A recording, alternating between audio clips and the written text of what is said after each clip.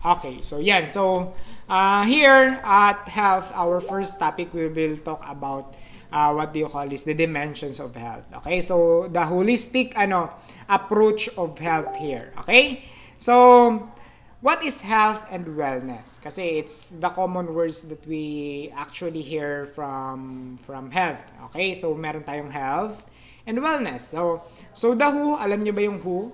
Okay, so WHO. So the World Health Organization defines health as the state of complete physical, mental, and social well-being. Okay, so hindi lang siya physical, but also mental and social. Okay, so it's very important that you know how you to become physically fit. Okay, also mentally fit. You know how to think correctly, also socially. Okay, how to socialize with other people. Okay, not just merely the absence of disease. So ang health, hindi lang siya ibig sabihin wala kang sakit. Okay, so okay yung katawan mo, malakas ka, so not just that. Okay po? So, it's more on physical, mental, and social. Okay? Kasi meron tayong sakit sa physical, di ba? These are diseases in our body. Diabetes, hypertension, cardiovascular diseases. Okay? Sa mental, meron din tayong mga problem, disorders. Okay? Meron tayong schizophrenia, meron tayong mental retardation, ano pa yun? Yan, madami tayong sa mental. In social naman, the problem with social is, say for example,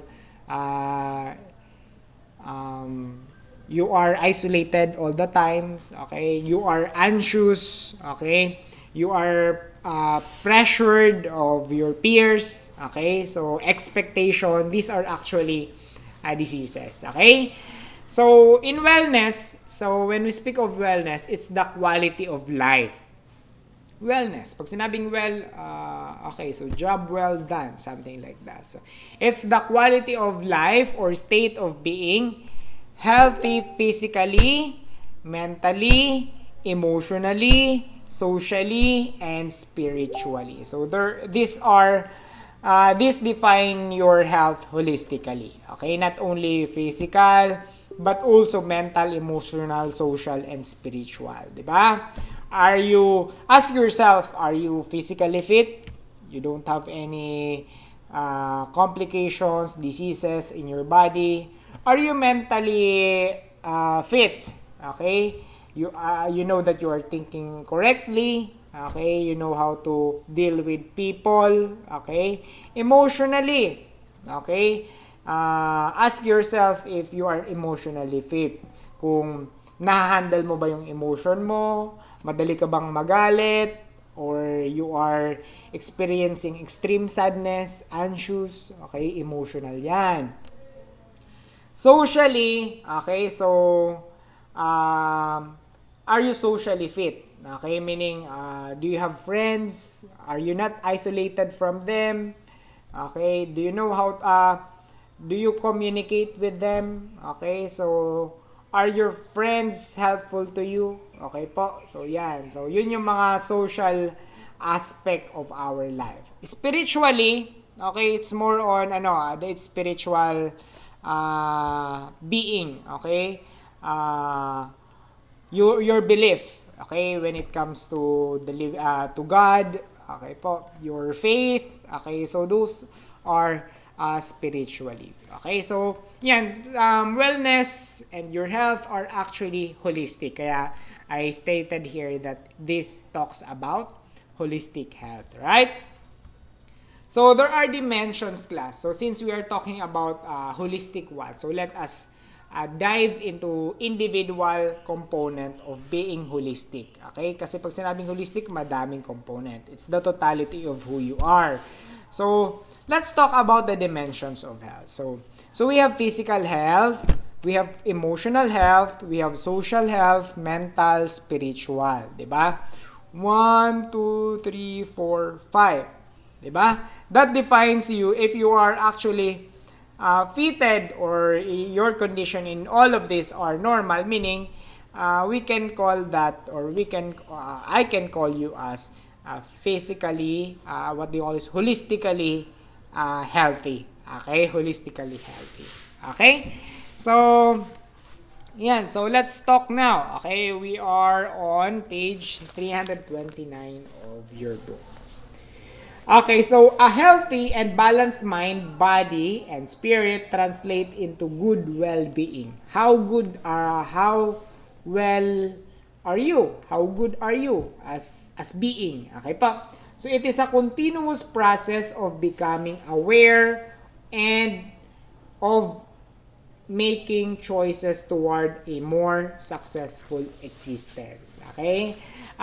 Kasi some of people, they call it themselves as healthy, but yun, nakakategorize lang nila is sa physical health. Okay? Porque nag-gym sila, araw-araw sila nag-exercise, they say that they are healthy, but they have problems. They have family problems, social problems. Okay? That's not, even though you are physically healthy, but you have problems with your emotional dimension, you are not holistically healthy. Okay? So, yan. So, make sure that to have balance. Okay? We should balance our attention, our awareness to the dimensions of health. Not just in physical, not just in mental. Okay? The very important one is spiritual. Okay? So, it all matters. Okay pa? So, yan. Okay, so these are the dimensions that I'm presenting you. There are 5 actually. So, let's talk first about the physical health. Okay pa? So, your physicality or your physical health includes any aspect needed to keep the body in good condition, such as physical activity and proper nutrition. Diba? In order for your body to be physically fit, you need physical activity, you need exercise. Okay? Not just exercise, but balanced diet. Balanced diet meaning you get the proper nutritions in your body. Okay? You have proper nutrition, you are physically healthy, you don't have any issue with muscular endurance, yung napag-usapan natin kanina. You don't have issue with muscular endurance, aerobic fitness, and etc. Okay? You are totally physically fit. Okay? So, yan. Diet. Yan yung mga ginagawa class ng mga athlete, 'di ba, sa Olympics. Okay? So, siya yung pinaka-focus ng mga athlete kasi they are doing physical activities, 'di ba? Yan. So, for physical health. Okay? So, nanood kayo ng Olympics. 'Di ba? So, nanalo si Heidelin Diaz because she is physically healthy. Practice lang. Practice every day. Okay po? Physically fit. Okay po? So, kasama na dyan yung nutrition. Di ba? Kung lagi ka lang nag-exercise but you don't have proper nutrition, pwede kang tumaba, pwede kang pumayat, or walang mangyari sa katawan mo. Okay? So, yan. So, one thing that you should do to become physically healthy, have regular exercise. Have regular exercise and balanced diet every day. Alam niyo naman kung ano yung balanced diet, di ba? Make sure to pick food that are nutritious for your body. Okay? So next we have emotional. Okay? Emotional health includes the ability to manage your emotion in times of problems, in times of sadness. Okay? Manage your emotions and behavior to cope with stress. Okay? Stress is number 1 problem in the world, di ba? Anyone can be stressed. Okay? Magka-problema tayo, we are stressed. Okay? So, if we can manage our stress, our emotion, it's a matter of action-reaction lang kasi, di ba? So, your problem is the action, but the problem will not be problem if your reaction is not a problem. Okay? So, what do I mean with this one? Problem in our life is normal, right? So, problems come and go, right? So, the problem is we experience stress because we react to the problem. Okay? We don't respond to the problem, but we react to the problem. Okay? So, that's why we experience stress. Okay? But if we know how to manage our stress, our reactions to the problem, and adjust to change, so we will be able to achieve being emotionally healthy. Okay? So, a good emotional health allows you to what? To work, to study, to relax, and enjoy activities. Diba? So, kapag healthy yung emotions mo, wala kang problem when it comes to family, you know how to manage it. Even though if you have problems, you know how to manage it, you know how to handle it, you know how to address it. So, you will be you will be at ease, okay, for the rest of your life, 'di ba? Kasi I know how to handle this one. Okay? So ang important thing about this one is experience. Okay po? All about experience. If you don't have experience, probably at first you will suffer stress then. Okay? So yan. Next to emotional health, we have social health. So this is So yan. So social health is very important because sabi nga no man is an island. Narinig niyo siya before. No man is an island. We need our family, we need our friends, we need our colleagues, we need even strangers, right? So we need to be socially healthy. We need how we should we should know how to socialize with other people. Friends, either friends, family, or strangers then. Okay? So it's the ability to interact with other people and knowing how to respect oneself and others. So this is one thing that I emphasize to you, right, when I conduct my orientation. Diba? Respect is very important. Okay? You'll not be able to interact with other people effectively if you don't show respect to them. Diba? Respect is the very first thing that you should show to others, especially to stranger, di ba? So, ask yourself, are you the kind of student na kailangan pang suyuin, okay? So, para makausap? Are you the kind of student na hindi nakikipag-usap sa stranger, okay? Are you the kind of student na mataas ang tingin sa sarili?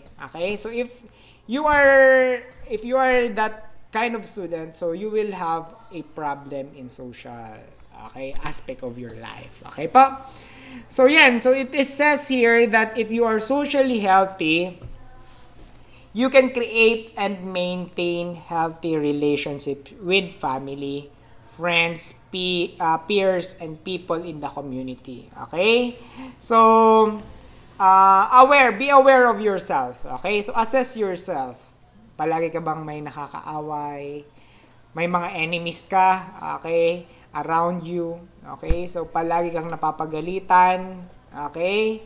So, yan. So, friends, kaaway, away bate. Pero that's okay. The thing is, nagbabate. Okay?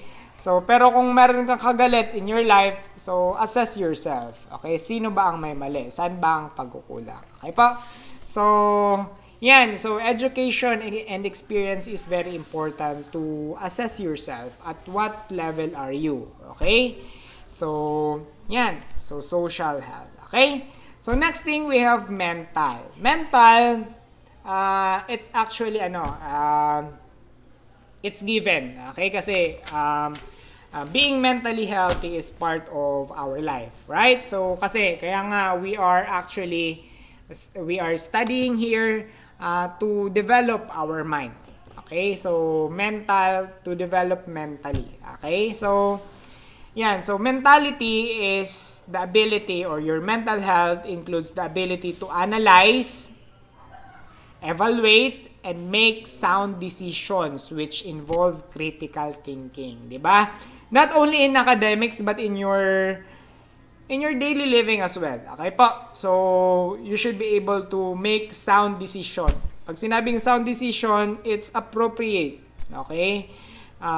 You know how to decide immediately when problem comes, or you will be able to apply your critical thinking here. Okay po? So, yan. So, mental health is developed. Okay? So, be sure to use your mind carefully, use your mind effectively. Okay po? So next, we have spiritual. So this is the one that's very important among all. Okay po? So it includes high level of faith, hope, and commitment in a belief system that brings purpose to life. Diba? Spiritual health actually drives all of the dimensions of health here. Okay po? So siya yung nagdadala. Okay? Your belief.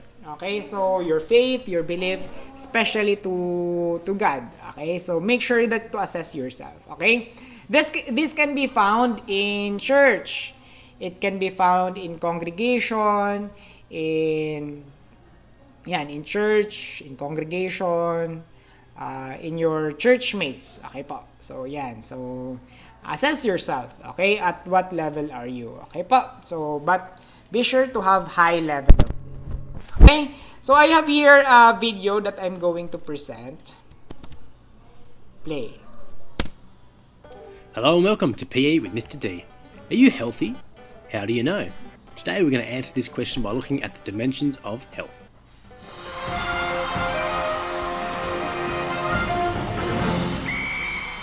Okay, so our goal today is to explain the 5 dimensions of health. But how are we going to know if we can do that? This is where our success criteria comes in.